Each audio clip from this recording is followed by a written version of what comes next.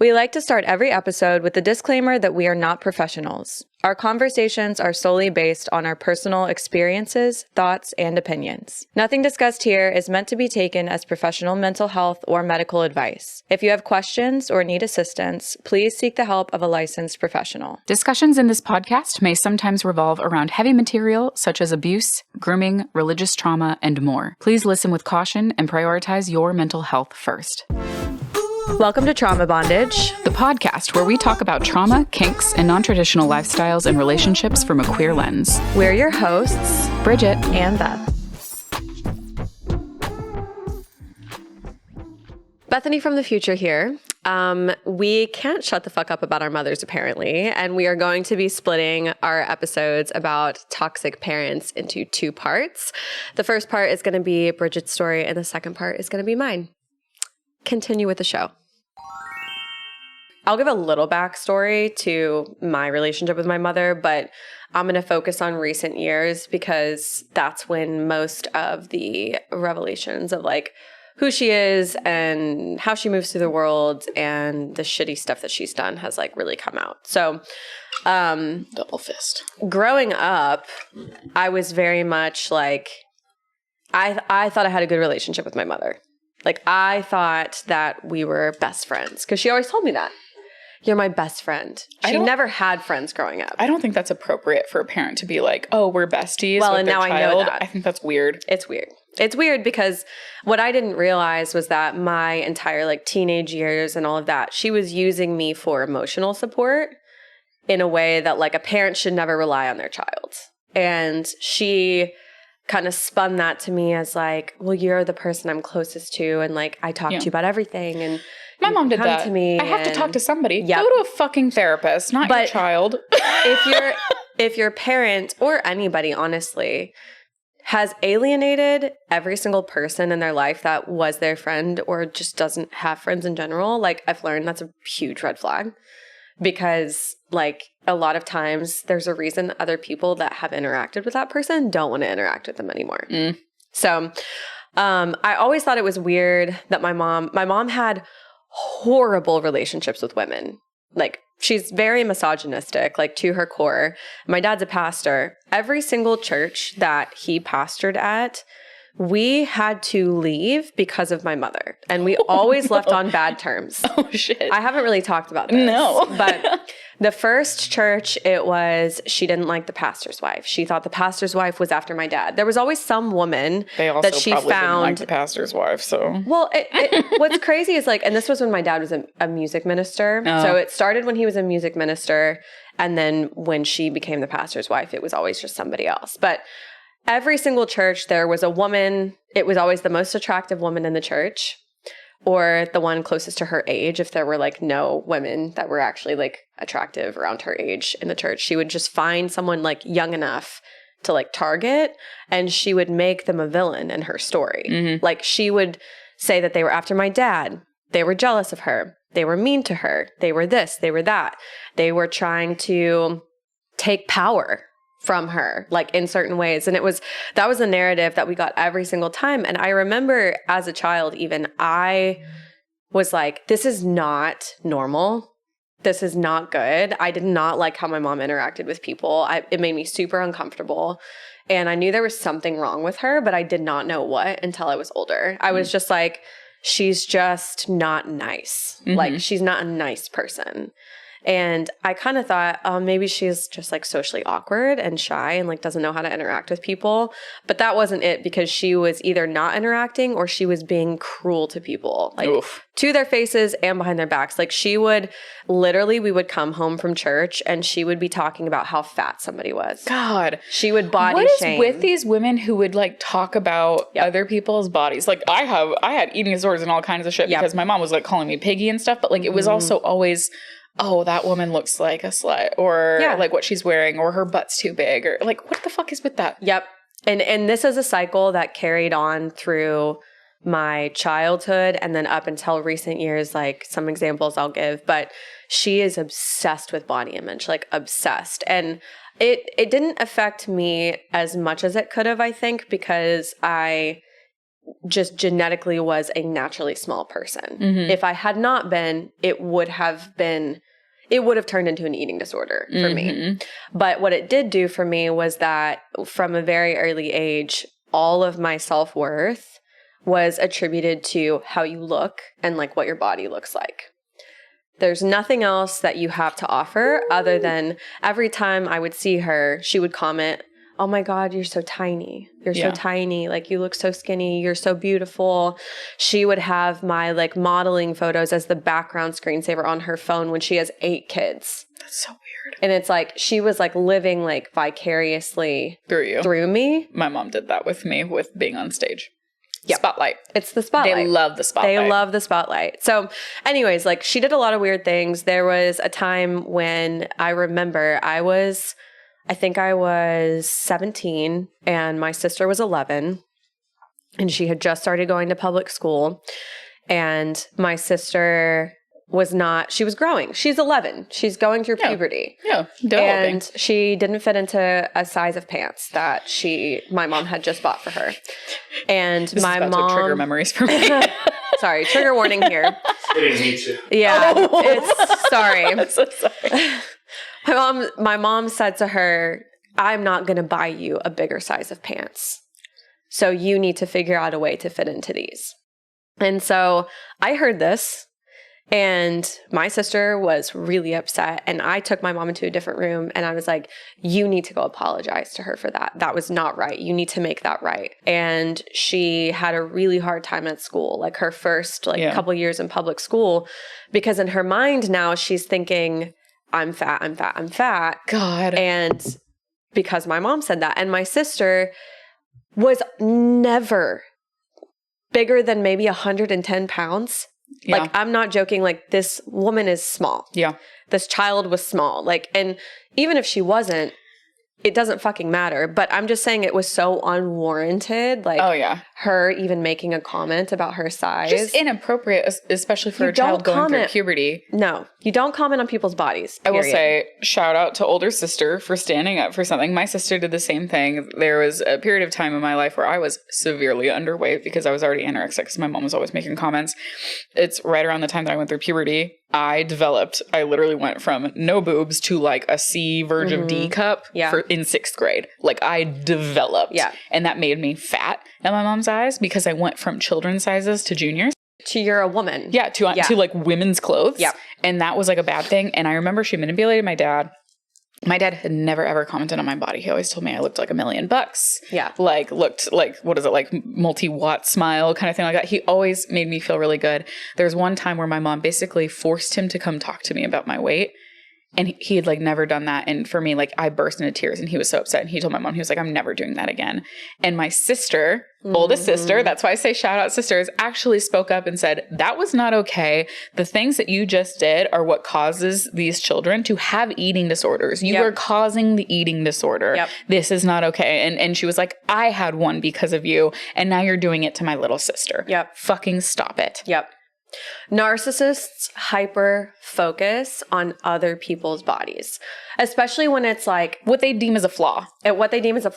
And especially they hyper focus on it when it's their children, because they see their children as an extension of them. They don't see them as their own person. So everything that you do and everything that you look like and the way you appear is important to them because they need to appear perfect to the outside world. Mm-hmm. So if you're not perfect to them, then they're not perfect. They're not perfect to everybody else, and they are upset by that. And so that was a lot of how my mom treated my middle sister. She didn't treat me like that as much. It was more of a hyper focus on like appearance, and you're beautiful. Well, and you had the right look. Were you the golden child? Yes. That's it. Yes. I was the golden child, and I think my mom like put me on a pedestal in her head. However, I will say she did make a comment to me when I was probably like 8 or 9 that I didn't need to be as careful out in the world as my little sister did because nobody kidnaps brunette girls. They only kidnap little blonde girls. Okay, also that is incorrect because serial killer standard types are petite brunettes. Those are the most commonly murdered women. Well, it wasn't based in any type of fact or science. She was just saying that because when my sister was little, she literally looked like a doll. Like she looked like a doll. And so I think my mom kind of tried to like pit us against each other a little bit when it came to appearance, which me and my sister never fell into that. Like we've always been so close and like we just don't compete at all. They love to start fires. They do. They do. So we go through my teenage years with her being just horrible to every other woman who was like even mildly attractive. She would say something negative about, talk about how they wanted my dad. She was just perpetually like the most jealous person. How insecure. An insecure person. Yes. And I remember being like, she must really hate herself. And I will also say like my mom herself struggled with an eating disorder for over a decade. So there was an untreated eating disorder situation happening, and it definitely affected me when I was younger because when it was happening, she was very unhappy, like even more than normal. And it was hard to watch that. Like it's hard to watch your parent like go through something like that. But anytime we would bring it up, it would be deflect. I'm eating enough. I'm just not hungry. I like to snack a lot, or you know what I mean? It was like, it was never acknowledged that was happening. But there was a point where my mom was 85 pounds. Mm-hmm. There's a narrative around our generation, how it's easy for us to go no contact and like split from our parents and that like we just don't understand. Here's the thing. I don't know a single person that has gone non-contact that it wasn't a very difficult decision. Yep. And also the fact that we acknowledge that a lot of their shit comes from their own trauma. Yes. But the thing is, to me, I'm going on 32 years old. I spent half of my life being abused by a fully grown adult. Yep. I, as a 30-something person, know that I need to work on myself. And I've been doing it since I was 22. We don't project our own abuse and trauma onto other people. And that's why it's not an excuse for them to do it. No. And that's taken me 7 years in therapy to come to terms with. Like I had a pretty tumultuous, like, I've had a tumultuous relationship with her recently, but I had the appearance of a good relationship with her prior to that because I fell in line. I did everything she wanted me to do. I was a golden child. Me too. Appearance-wise, I was exactly what she thought I should be. I pretended to like men for a long time to make her happy. It was easier to shut up and make her happy than it was to be yourself and make her upset. So we had a good relationship. Did the same fucking thing. Yeah. It's like... My mom thought we were best friends. There's no fucking way. But it's like, it's one of those things where it's like, it's not a true relationship and it's not a true friendship if you have to bend and twist yourself to be the version of that person that person wants you to be. If it's authentic, you can just be yourself. So the falling out that I had with her really started when I came out. So I came out when I was 25. And I was in a relationship at this point. And I told this whole story in season 1 of our Coming Out Stories episode. So you can go back and listen to that. I won't go back through it, but it didn't go well. And my mom said a lot of hurtful things to me. My dad also said a lot of hurtful things to me. And the relationship was pretty broken for about 3 years after I came out. And I didn't go no contact with her, but I did go low contact because every time I was speaking to her, it was some sort of lecture or sermon about, you know, and also during this time period, I realized that she had reached out to an ex-boyfriend of mine and oh my God, asked why the relationship didn't work. And I had already told her so many times about how shitty this guy was, how he treated me like trash, how he would never commit to me, how he literally cheated on me at one point. Like we were not like technically dating, but we were like exclusively talking, and he would go and like talk to other girls at college and then like end talking to me and then come back. She knew that he put me through an emotional nightmare for 3 years. So she has the audacity to go back to this guy and ask him why it didn't work out. Oh my God. You know, our mothers are the fucking same. I'm sorry to interrupt you. No, I know. But Our mothers are the fucking same. We've kind of established it, but like you're telling me this, and I'm like, my mom hated every single person any of us ever dated, ever. And then after the fact, would try to form a relationship with them. Yep. So like my first girlfriend, even like she was like bad, gay, blah, blah, blah. She turned you gay, and then we broke up. And she's like, we should go have lunch and hang out together. Okay, so my mom did this with my ex, too. My poor oldest sister, she was engaged to some dude. My mom bought the ring from him and now wears it to this day. The engagement ring. That's some weird behavior. It's fucking weird. Yeah. And like would hang out with him and talk to him and like hang out with him and his new partner and their children all the time. Yeah. Who does that? Narcissist. Ah! Yeah. Okay, sorry. So she did that, and I thought that was weird. And there was a point in time where she had said some really hurtful things about my ex, which was my fiance at the time. And she had, I'm going to have to give a little backstory for this to make sense. My brother, as a lot of you guys know, was dealing with cancer treatment at this point. And he was in the hospital and was getting surgery. This was 3 or 4 years ago. And in the hospital room, my mom was there, and she was just talking to him. This was around the time that, like, we weren't really speaking as much because of her issue with me being gay. And she insinuated to him that a vacation that I took with one of my best friends and her boyfriend and all of my siblings, that I was cheating on my ex with that person on who that you trip. were still with that wasn't your ex at that time. Right, exactly. Yeah. My current fiance, she said I was cheating on my current fiance with the person that introduced us, whose boyfriend was on the trip, and the trip also was a sibling trip, so all of my family was there. Unreal. So not even to mention that, like, my friend and I, that friend and I don't have that dynamic at all and never have. Platonic, yeah. It's completely platonic, always has been. But it's also a fucking sibling trip. Like, I'm not going to go cheat on my partner who all of my siblings know on a trip where all of my siblings are, like, it didn't make sense at all. It makes sense. The math is not mathing. Yeah. So she brought it up to my brother before he goes into surgery. Like, that's what she chooses to talk about. And he comes back to me and he tells me, and he's like, I just want you to know that, like, mom is, like, insinuating that you're cheating on your fiance with this person. And, like, I have no idea where she's getting this, but he was also on the trip and he was like, I don't know what she's fucking talking about. So I confront her. She denies it, of course. She's like, always. What I realized was, and this is really fucked up, but through my brother's cancer journey, she was around him a lot when he was in the hospital. And she would talk to him and she would say really bad things about me to him. And then I would confront her about them. And then she would use his medication. Deny. As a reason why he was crazy and he didn't know what he was saying or hearing. And that she never said that. That's so fucked. Isn't that fucked up? Yeah. Like, she would say, well, he was on a lot of medication at the time. I feel deeply sorry for your brother during that time frame because, frankly, like, the last thing you're supposed to be doing is stressing people out or causing, like... Well, and this is why he did not want her. Towards the end of his fight with cancer, he didn't want her around. Can't blame him. He didn't want her in the hospital. He didn't want her. He didn't feel safe with her. And for good reason, because, I'm telling my side of the story of, like, things that she's done to me.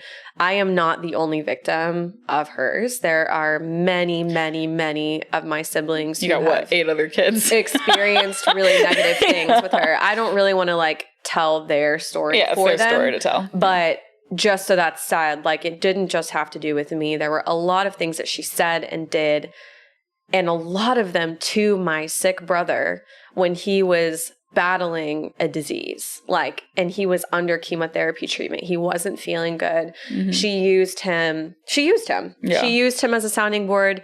She used him for attention. And used him as an excuse. She used him as an excuse. Everything that happened to him and, like, his journey, she was able to twist and use for her own benefit. And she was also able to use it for attention. Drama. And look like a struggling mother on social media. Yeah. So anyway, so that happened. I confront her. She says it's not true. She says that she doesn't even believe I would be able to cheat because my relationship isn't valid anyways. And then she says... I always say that. Yeah. My marriage isn't legal because my Hannison, the person who married us, didn't go to like church school. And I was like, okay. All right, cool. I mean, like, it's just one of those, yeah. All right, Mom. So she said that, and then she said, I would never do what you're doing. Talking about me being gay. I was like, eating pussy? Yeah, because you're straight. Well, and I was like, correct. And I'm glad that you wouldn't, because the gays have enough going on. We don't want you here. Yeah. No. And so she said that. So I cut her off for a couple of weeks, and then she finds a way to like weasel her way back into my life. She apologizes, all of this. She drives down, and I tell her straight to her face, I feel like you don't love me. And I am sensing that based on your behavior, not your words. Like, your words have hurt for sure, but like, you can't come back into my life and tell me that you love me and keep doing all these shit ass actions. You need to rebuild trust. Yeah. Right. So this was in 2020, I think. God. I think it was 2020 or 2021. So that happened. We start rebuilding a relationship. Probably 6 months later, she confides in me. This was in 2022. She confides in me that she's having an affair. And I said, you would never do what I'm doing? Okay. Like, the self-righteousness of her, like, saying that and making me feel like shit for being gay, meanwhile fully cheating on her husband, but saying that I'm cheating on my fiance. Or like committing adultery. And yeah, but literally cheating on your husband of 30 years. Projection. Yes. So she confides in me at this point. I'm not obviously going to go into all the detail of, like, who this person is and all of that, because there are people involved. But it's a person that I know. It's close to you. Close to me. It's a person that I knew it would be extremely hurtful to a lot of people if anybody found out. And her excuse was that she wasn't getting emotional support from my dad through my brother's cancer journey. And so she needed to get that from this guy. And there were a lot of stories told back and forth about whether it was physical or just emotional, and her story would change and she would cut him off and then she wouldn't, and all of this stuff. So this is going on for literally 2 years, and I'm holding this secret because I had a feeling that if I told my dad, he wouldn't leave anyways. She basically told you, keep my secret, and if you don't, you'll break up the entire family. She told me that he would kill himself. Yeah. My mom kind of did the same thing to all of us, is the whole, like, you can't tell Daddy what happened this week, like when she was beating the shit out of us and doing horrible things to us, because you don't want Mommy and Daddy to divorce, do you? Yeah. Talk about manipulation. She made it about poor me because he's not supporting me. He might kill himself if he finds out. And we can't handle more in the family right now. He just doesn't need to know. And meanwhile, she's telling me the entire time she's going to break off the affair. So I'm like, okay, let me just try to, and this is where like the empathetic, like trying to like fix it comes in, because I'm the oldest child. Meanwhile, all of my siblings have kind of found out about the affair through different means. My sister found out because of social media, watching these two people interact with each other on social media. It was obvious. Yeah. One of my brothers found out because he overheard my parents fighting about it because my dad ended up finding out. But anyways, all of my siblings end up finding out. So my dad finds out, I think, a year and a half after it started, or a year after it started. They have a huge fight about it. And then she calls me and tells me that they had a fight about it, but that like it was going to end, whatever. And she also calls and tells me that the fight that they had about it, she made a suicide attempt. And that my dad was going to leave her, but because of the suicide attempt, he came back and found her, that he decided to stay with her and give her another chance. Okay. So this is all in October of last year. And I'm going to preface something here. I take mental health very seriously. I take like suicide very seriously. However, there are some scenarios where if you are using it as a manipulation tactic to get somebody to do what you want them to do, that is not okay. No, and it was a manipulation tactic, because she said that she tried to, trigger warning, slit her wrists. And I saw her 2 days later and there was nothing. There was literally nothing. She said that she couldn't find a knife sharp enough. And I'm like, you have butcher knives in the kitchen. Like, I don't understand. It was very clearly a tactic. Yeah. It was very clearly something that was meant to manipulate jar him and get him to stay. So he stayed, and she says she ended the affair and everything is good, whatever. Mm-hmm. I find out that she didn't end the affair a couple of months later, and that she's still speaking to this person. Surprise, surprise. Surprise, surprise.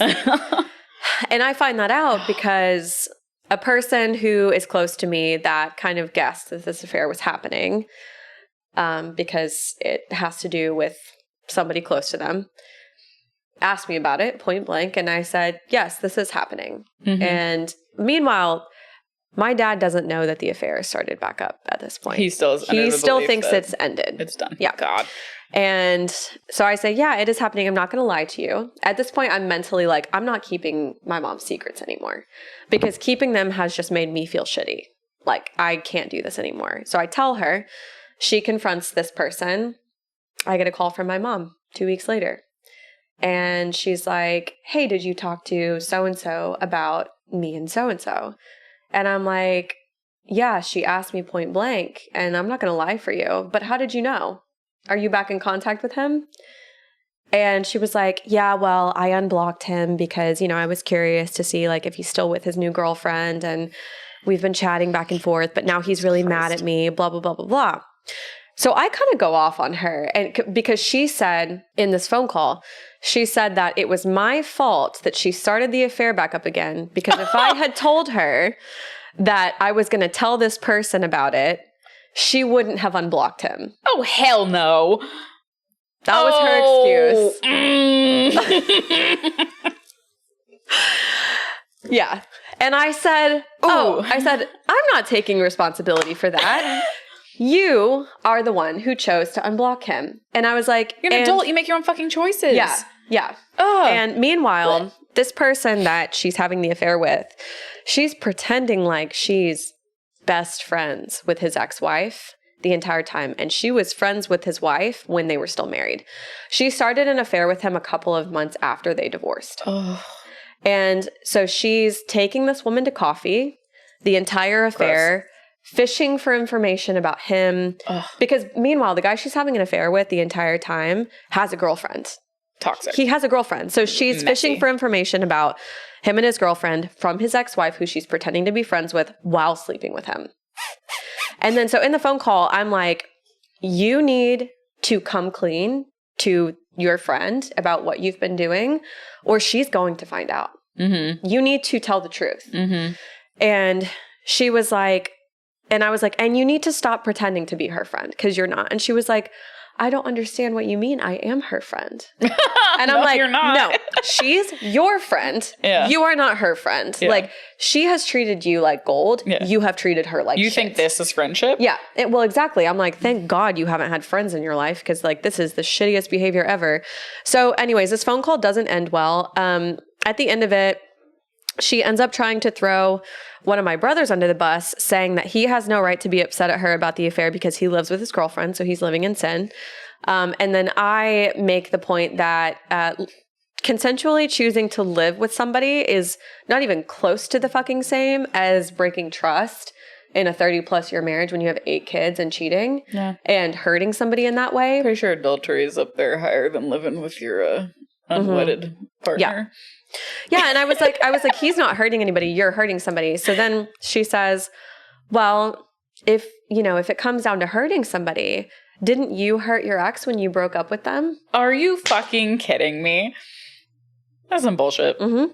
I made a choice to end a relationship. So yeah, of course I hurt them. I also hurt myself. Yep. So then I said, all right, mother, I'm actually done with this conversation. I am not going to speak to you about this anymore. Good for you. Goodbye. Hung up the phone. And my wife, she was my wife at the time. Yeah. Was literally sitting right beside me in the car, because I had this phone call on speaker, because I have to now. Current wife. Not ex-fiance. No. Yeah. That person is out. Current wife. Current wife is sitting there. Their mouth is just open. Like, what the fuck just happened. I love being on speakerphone with our mothers and our partners sitting there because like I've done that and Jen has been there and they're always like, what the fuck is this? Like, what is happening? We are all getting this isn't real. Yeah. Yeah. Which is why I keep it on speaker when I'm speaking to her because I'm like, I like backup. Yeah. I need someone to tell me that what I just witnessed and went through was actually insane. Or that like I'm not crazy when I go back and have to like reiterate it and they're like, no, yeah, that's exactly what happened. Yeah. Thank you. Okay. Exactly. So I decide to I decided to take some space at this point. I'm like, I text her because she texts me after and she says, I'm so sorry that you misunderstood what I was saying. I was just trying to understand your perspective on on your morality and what you think is right and wrong. This is insane. The whole I'm sorry you misunderstood what I was saying. This is it's not the reason, but it's what triggered me going out of contact with my mother is because she called me and was like, the craziest thing happened to me. She's blocked on Facebook. Craziest thing happened to me. One of my friends showed me a picture of you and there's no way you could be that thin. And I remember getting off the phone being like, laughing. I'm done. And of course, Jen was like, what the fuck? Why are you laughing? And I was just like, I can't remember a solid positive thing, but like for her to call me just to tell me, basically to say, you're so fat, there's no way that you could look good. Mm-hmm. Why on earth would I keep that relationship? Bye. No, it's literally like... and then it was, you misunderstood me. Yeah. No.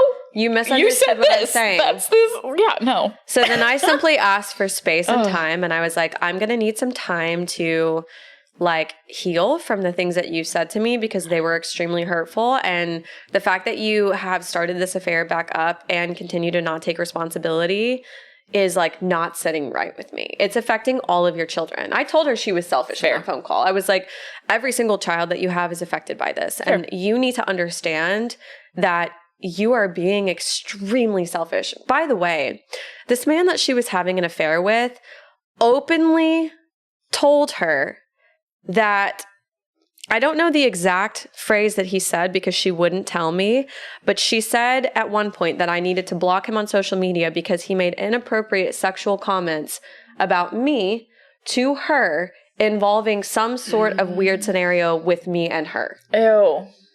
So she continues to have an affair with a man who made inappropriate sexual comments about her own daughter. Why are men? And why are men? and I asked her, I was like, how did you respond? And she was like, I didn't really say anything, but I just thought I would let you know. Like she thought she was doing a good thing by giving me a heads up. And I'm like, I would cut someone's dick off for saying that about my daughter. Like affair aside, I'd be like, oh, fuck no. Bye. Exactly. Done. That's exactly. it. Like, and then, yeah. Anyways, so she continued the affair after he said something like that about me. And I was like, that you don't love me. Like, if you can continue doing that, like, you don't care. So I took some space. She was incessantly texting me. Didn't give you the space. Didn't give me the space. And I kept on asking for it. I then find out that the friend of hers that she had, that was the ex-wife of the man she's having an affair with, found out. They talk on the phone. My mom tells her not to listen to anything I've said because I've been going off the rails for the last 5 years. Since you came out. Since I came out. Tries to paint me like I'm crazy. You're the devil. And that I'm not making any sense because like you just can't listen to her because she's gay. Yeah. So I text my mother and I'm basically like, you're done.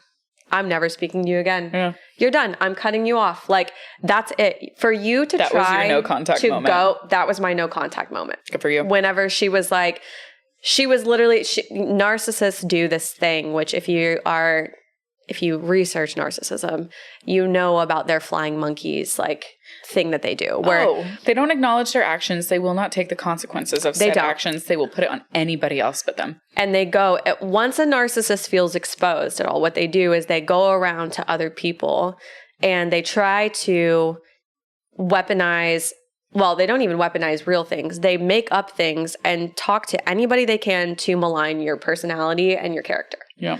And that's what she was doing. She was creating fucking flying monkeys everywhere, trying to like say that I'm crazy and I'm this and I'm that and I'm disrespectful and all of this stuff. When in reality, the moral of the story is she had an affair. She was a horrible friend, a horrible mother. She lied to my dad for years, period. That was it. And so I decide that I'm going to call my dad and tell him that this affair has not ended, because I was to a point where I was like, I don't have a relationship with her anymore.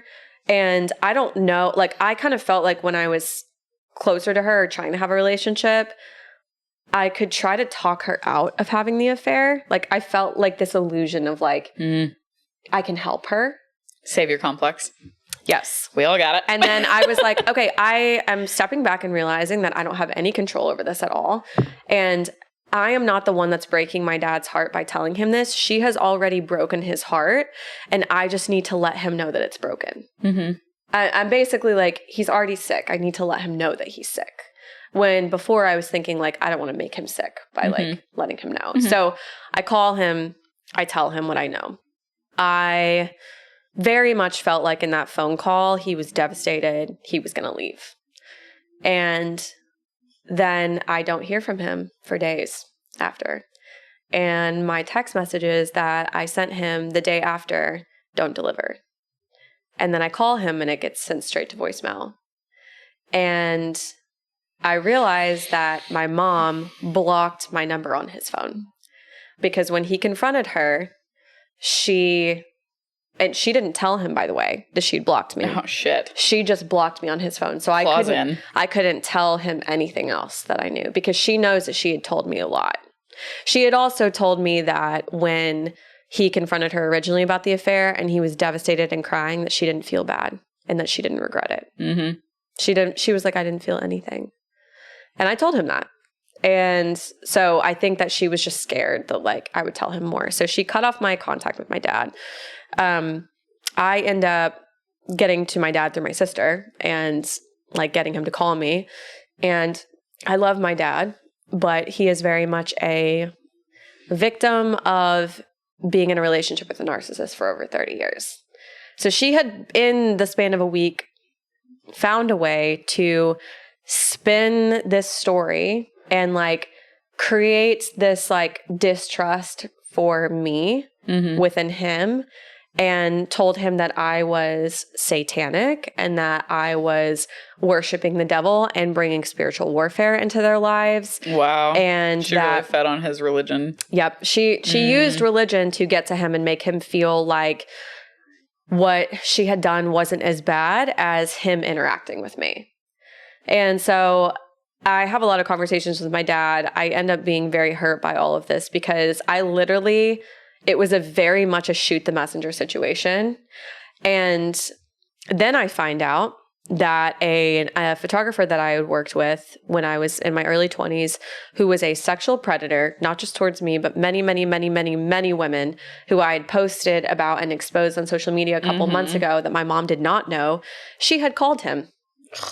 She called him to commiserate about how horrible I was and how much she hated me and how she felt like she needed to talk to someone who could relate to how it feels to be dragged across social media by me. That was her excuse. Quote unquote, attacked by you. Yep. Yeah. Yep. So she called him. Gross. And then I also find out from my brother, who, had been kind of holding this in for a couple of years, but decided at this point, like, he needed to tell me. He told me that when he was re-diagnosed with cancer, that she was crying to him and saying that she wished it was me instead because I'm already going against God and I'm gay. They say some of the worst fucking things. The worst. Things that even my worst enemy would not say. Oh, I know. Yeah. There was one time when there was like a fight where I said I was going to walk home and my mom drove past me and said that she hoped that I got picked up by the serial killer that was on the loose, raped and murdered. Like, literally just said that to me. And then they have the audacity to be like, why don't you speak to me?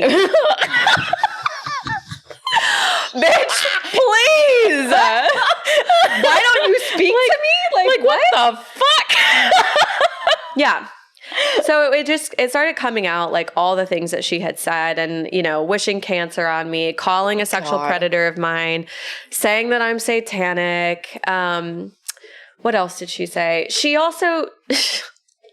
They also say the most bizarre things that are, like, disprovable. She also said that my current wife... I was cheating on my ex-fiance with my current wife because she heard me on the phone with them when I was moving out of my house. And I was like, okay, well, here's the thing is that when I was moving out of my house, I was already broken up with this person. And another thing, I didn't meet my current wife until December. And I moved out of... knew about that, asked you about it because I was like, ooh, you're on a date with a person. And you guys were already separated and they were like fucking moving to Colorado. I met my current wife 6 months after I ended my relationship with my ex-fiance. Yes. On a dating app, which the beauty of that is like there are fucking receipts. So not that you owe anybody a receipt, but the thing is like I will never, but to even have the audacity to try and make that up when so many people know the actual truth of that, like no, absolutely not. So I cut her off. I went no contact with her. I did see her at my brother's celebration of life. She convinced my dad to come up to me and ask if I would give my mother a hug. Fuck no. And I said, while I'm in this extremely emotionally vulnerable state, no. No. You are trying to prey on the fact that I am devastated and grieving right now and using my weakness as a way to get back into my life. Like she genuinely thought that she could use me losing my brother as a way to get back into my life. And I was like, if anything, I am so livid at you for the way you have disrespected him for years through his cancer journey and used him that like my resentment towards her for the way she treated him is enough for me to never speak to her again. And the scenario at the end of all of that was just fucked in general. She made the last couple of weeks of his life not fun. And he will never get that time back. And I will never get that time back with him. And neither will any of my siblings. And neither will his wife. Not to mention how miserable she's made his wife's life. Like, I won't even go into that. But moral of the story is like a narcissistic parent, and I told her this, will literally drain you of all of your energy and then gaslight you into thinking that it's something you're doing wrong. And you're draining yourself. Yeah. But they will always talk about the fond memories they have with you and the good things that they have with you and how much fun you guys had together and the traits that they love about you. Because here's the thing, and we talked about this yesterday, we're fucking great. Yeah. Like they miss us because we're great. They suck. The biggest issue that drives me insane is the whole like, I hope you have a child just like you someday so you can see how difficult you were to deal with or like you'll understand why I acted the same way. And the thing is, I already know inherently deep in my soul that if/when I have a child someday, I will be angrier at my mother because there's no way in hell I would do that to my child. Never. No way in fucking hell. Like, and there's no reason to do it. They're so innocent and sweet and pure. Like, yeah, they're going to fucking drive you crazy when they turn to a teenager. Yeah. And they do shit, but they're growing and they're learning and you're the adult. You're the one who's supposed to help lead and guide and support. If anything, these experiences that we've had with our parents have just taught us what not to do. Yeah.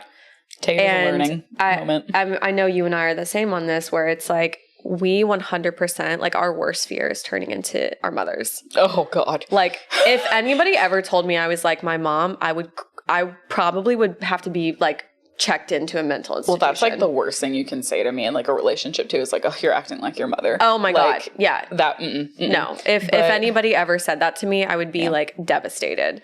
Yeah. And that speaks for itself. Yeah. That in and of itself speaks for itself. So if anybody listening has a hard relationship with a parent, and again, like we're using the word narcissistic because we, based on our experiences with these people, feel like they meet the textbook definition enough for us to say these things. Your parent doesn't have to be a narcissist to be a bad fucking parent. Yeah. They don't have to be diagnosed with anything. They could just be a bad fucking parent.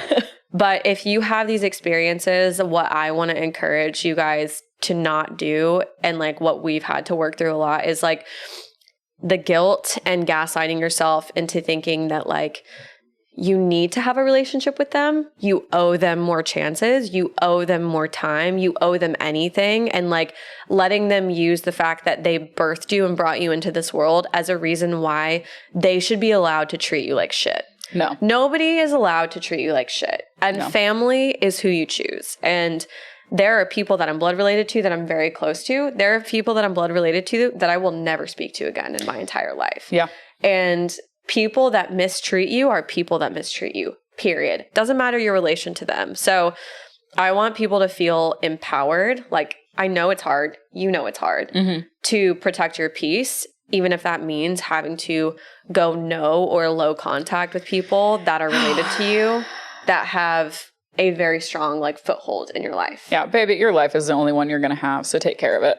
Yes. That's what it is. I have one last question for you before we lighten it up with some spicy trauma. But I want to know, maybe this is just me, and this is something I'm curious about, because I've talked to my therapist about it, and we've talked about CPTSD. Yeah. Complex post-traumatic stress disorder. Yeah. And the difference between CPTSD and PTSD is that PTSD is usually caused by like a very circumstantial event that causes the trauma that stays. CPTSD is when you live in an environment of trauma consistently. Yeah. So like, do you ever mourn the person that you could have been? Yeah. Because I find myself thinking about that a lot. Like, I mourn the person that I could have been. Like, I'm proud of who I am. Not to say, like, I love who I am. I've worked really hard to be a good person, a kind person, to be there for people, to be nothing like my mother. Yeah. But I mourn the person that I could have ended up as if I had just had a mother. Yeah. Like a real, true, normal mom. I feel the same. And I think for me, it's like, what I mourn is the way that my brain works and the way that like distrust my actual trauma versus like who I am as a person, like my character. I don't ever question that. And like, I don't wish that was different because I love who I am. But when it comes to like the mental health issues that I have and the way that my brain works because of what my mom has put me through, I do. Like I very much struggle with panic attacks.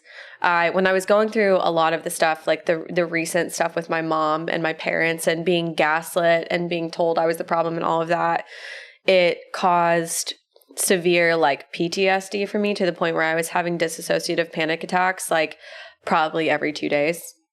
And it was like a constant thing. Like I couldn't drive or they were triggered. Like it was things where I was like, I really wish that I could go back and like rewire my brain in a way where like, this isn't happening. And I don't know who I would have been if I had a mother. Cause like, I realize now that like, even when my mom and I were good, I was always the parent in the relationship. Yeah. I parented her. I emotionally supported her. She did not do that for me. I was always my own mother. That's why I'm a mother to fucking everyone, because like, I'm my own mother. Yeah. And I was the mother to my siblings too. She didn't have like natural maternal instincts. And so I don't know who I would be if I'd had like a figure like that in my life. It almost feels weird to me. Does that make sense? Like it feels like kind of icky almost. Like I don't really want someone to mother me. Oh no. But I think because like hyper independence really set in. I think now that my mic is trying to listen to my boob, I'm going to adjust that. Yeah, adjust that. I mean, I don't blame it, but... Well, good. No, I was curious because I've been thinking about that a lot, and I just wonder if other people that are going through that, it's like, we don't talk about it. Yeah. Like, you and I have talked about it more than anybody, but that's also because we have a podcast and we talk about it. But I don't feel like I have a whole lot of friends that, like, maybe they do have it, and we've just never talked about it because it's really hard to talk about family that's shitty. Yeah. Or, like, caused harm to us. So, with that, let's liven up with spicy trauma. That was a heavy episode, but it was a long and heavy episode. I'm so sorry. Hopefully you've heard something today that you can relate to or pull out of. Like, it's not easy, but I'm sorry if you heard something you relate to. Yeah. You'll be okay though. You are not alone. Yeah. You have people you can lean on. Talk to people. Go see someone. Therapy. Honestly, therapy. We survive because of therapy. God, I stand therapy. Yeah. It's the best thing on earth. I've been doing it for years, and it's probably the best thing I ever could have done for myself. So. Shout out Dr. Scott. Dr. Scott. It's time for Spicy Trauma. Each week, we like to wrap up with our spicy trauma. Tell us your spicy trauma. DM us or use the link in our bio to share your story.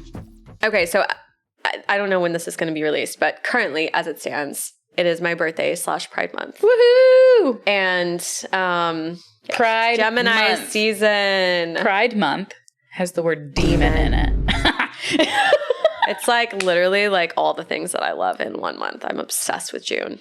So anyways, all that to say, I was making a birthday post for myself. Like, the day after my birthday. And I'm just going through and selecting, you know, a couple of pictures, a couple of videos. And the night before, me and all of my favorite gals had gone to a dinner, and there was a video at the dinner that my wife took, and it was just me like being handed all of these cakes, right? Yes. And it was cute. So much cake. And I looked so happy, and I was happy. And so I was like, I'm going to put that video in this post. So I select what I think is a video, and I'm about to go post. And I'm like, let me just double check that like everything that I have like in this selected is like something I want to post. I go through, I click on the video. I'm immediately assaulted by the image of me riding my wife's strap-on from behind. And I am like, where the fuck did this video come from? My wife didn't let me know they took it. So you just like, were like, oh, these are the last videos from what happened. I didn't know this video existed. You bitches almost got more than you bargained for. Truly. Because it was a 50-second video of me just riding dick. And I was like, happy birthday to me, though. You can't have that content for free. It was birthday sex, which would have been on brand, but like not Instagram friendly. So maybe join the Patreon and we may add it there. But I was so relieved because I have siblings that follow me on Instagram, and that could have been fucking imagine. Oh my God. Mine is so much more mild than that. It's more of like what I witnessed and just like me being a dumbass. And actually Wolf was there during this one. So I don't know if you actually caught any of this, Wolfie. You were like in your own little world. It was when we went to a cooking class and we made sushi. And there was a really interesting group of people that were there. Okay. And so you had like this couple that were like, some people on the end that were like, we're clearly on a date. Right. Like clearly on a date. And then like some parents with their children, which was like cute. And they're not like children. They're like 12, 13 probably. Yeah, they're like teenagers. And then like me, my wife, Wolf, my sister. Mm-hmm. And we're there and we're having a good time. And the chefs that are helping us are really, really cool. Really nice. And like every once in a while, this woman will like say something off the fucking wall. And of course, the people with the children are doing their thing. And I'm over here like being a dumbass, and like we're making sushi. And I'm like, mine looks like a fucking doobie. like we're just talking about shit like this. And at one point I catch on, we're all like talking amongst ourselves. So like I am just a creep and I like to observe, and I'm listening to this woman on the other side and their date and this guy. Like they're an interesting pair. And there have been some just like offhand sexy comments here and there. And they're talking to one of the chefs about like how in certain cultures, like slurping your soup is a sign of respect and da-da-da-da-da-da-da-da. And she says the side eye from these parents, these poor parents. I'm like, girl, you got to reel it in. You're like, got to read the room and see who's with you. There are fucking children here. Yeah. And she's like, she looks at this man. She goes, in my culture, slurping is a sign of respect. And this man's eyes like popped out of his fucking head. I mean, and I'm over there like, on the other side of the room, like, and the parents, drink first. And the parents like immediately are like trying to like get their children to like be distracted by the sushi, because like talk about inappropriate for the room. Like I would totally say some shit like that too, but like alone on our date, girl was not reading the room. No, it was very clear. Like she was like, DTF, like after this, like we're gonna like sushi's gonna be the aphrodisiac and we're gonna fucking go. Like it's just like, this is you're the gonna weirdest. eat this fish and then you're gonna eat me. Yeah, this is that video was dressed like super trashy, right? Yes. Her tits out. Yes. Oh yeah, she could have just folded her tits into the sushi and called it a day. It was so funny and awful. And I was just like, this is not the time or place. But like, you're traumatizing the children, ma'am. We're traumatizing the children. Down. They don't know what the fuck's going on, and we're all like, we're just trying to have a good time. You're like, I just wanted to hand roll some sushi. Yeah, I'm just here for the sushi, the doobie sushi. Oh my god. So yeah, mild, but like, love that. It just people astound me all the time. Yeah. The shit that they do and what they think is okay. They were an interesting couple. The lack of awareness. And like, we're pretty inappropriate people, but I feel like we would even be like, we read the room. Not in front of the children. We read the room. Yeah. I just do my best to never be in a room with children, period, so that I don't have to censor myself. Fair. If you can relate, like the girls that get it. Yeah. Yeah. I do. Well, Wow. with that, that's the end of this episode. That's the end. We love you all. Thank you for joining us. DM us your spicy trauma Please. nonsense because we want to hear it and we want to giggle and we want to talk about it. You want to cackle. We want to cackle like the witches that we are. But yeah, be good or don't. Don't. It's season 2. Don't. We won't. Shan't. Shan't. Bye. Bye. Bye. If you like today's episode, follow us on social media at Trauma Bondage Pod. Follow Beth at Modern Day Lilith and Bridget at Your Faith Femme. If voyeurism is your kink, subscribe to our YouTube channel, Trauma Bondage Podcast. Production by Instrumental Media. Special thanks to D. Dumpy and Wolfstar for music.